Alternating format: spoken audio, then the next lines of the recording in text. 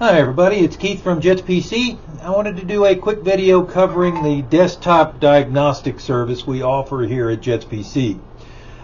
There's two options. Option one is where the customer has all the parts, everything's in, you've got everything arranged, you bring it all into the shop and I start building the PC for you. That is priced at $80 per hour. 3 hours for a basic build that's air cooled, not 20 fans, that kind of thing.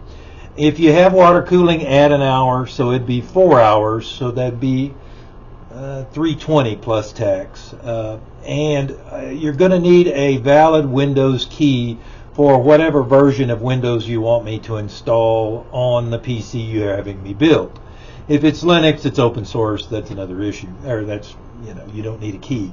But if it's Windows, you're going to need a valid product key with you that I can activate Windows, since installing Windows is kind of the last step in the troubleshooting to make sure all the parts are functional and all the drivers are there as well. Now, option number two is where you get me involved with the build process. In other words, we sit down, there's a 1 hour charge, it's the $80 plus tax, and we go through, decide what processor, memory, storage, video card, things like that. I'll use my sources. We'll throw them in a cart, and I ask the customer to pay for those parts up front.